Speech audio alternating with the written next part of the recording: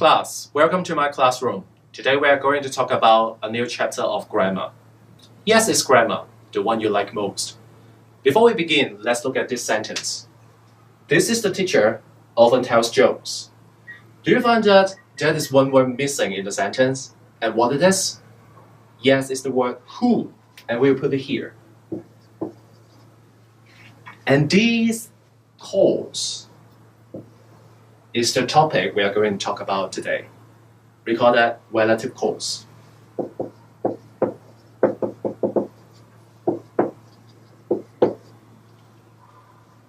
Do you still remember what relative cause is? Let's look at some example first. So let's look at some more example first. The boy, number one, the boy who is wearing a black coat bought a smartphone yesterday.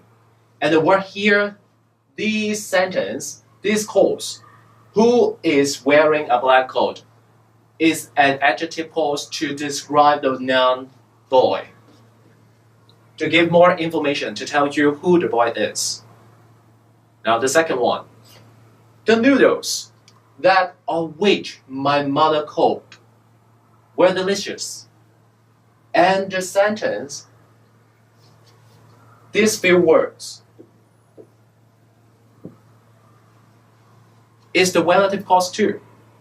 So that of which my mother cooked is to describe which noodles we are talking about.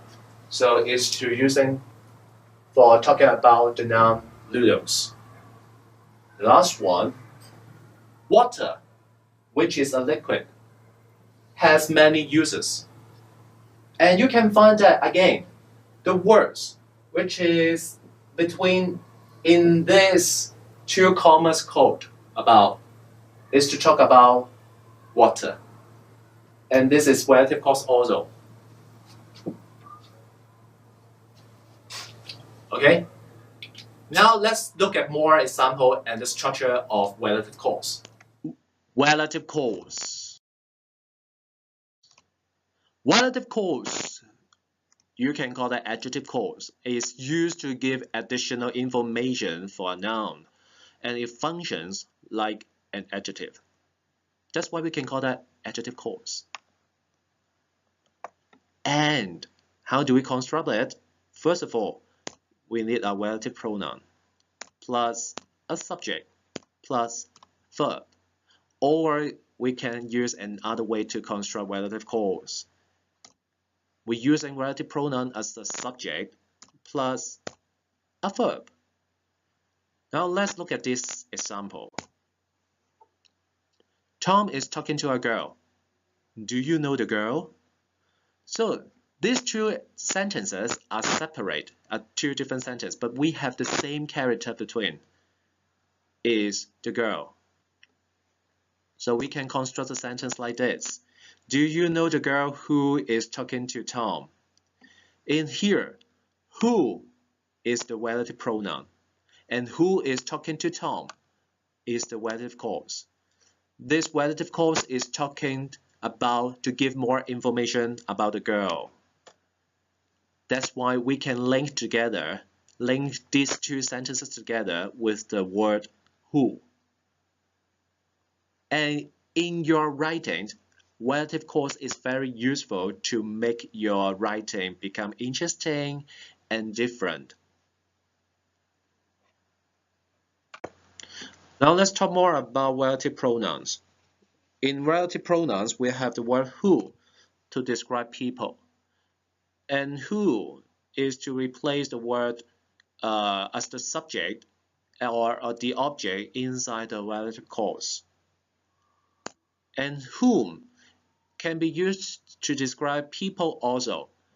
And in this time, the people can only be the object in the relative cause. What's more, we have whose or of which to say something like possession, like his, her, is, etc. And then we have that or which to describe things. Now let's see more examples about who and whom.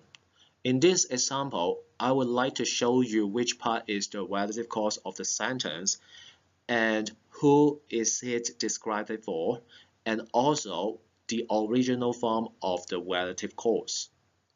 Let's see, number 1. Johnny is a person who always has novel ideas. In this sentence, we can see who always has novel ideas is the relative cause, and it is using to describe a person.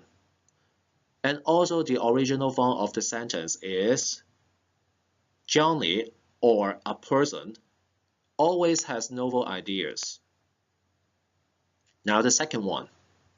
The girl who won the first prize is from Shanghai.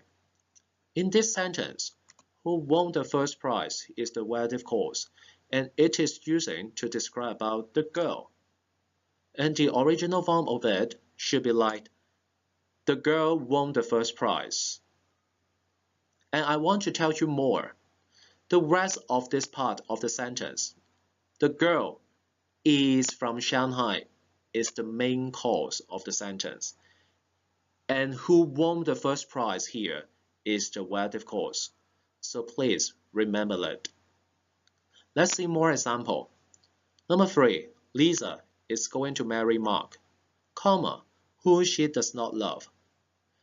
Here, the sentence, the words here, whom she does not love, is using to describe Mark.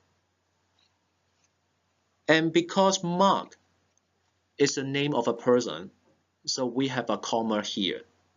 And the original form of this relative cause should be like, she or Lisa does not love Mark. You can find that Mark is in the object positions of the sentence. That's why in this sentence, we need to use the word whom to replace it and to link two causes together. The last one. Her sister married a man whom she met on a plane. In this sentence again, whom she met on a plane is the relative cause to describe about a man. And the original sentence is like this. Her sister or she met a man on the plane.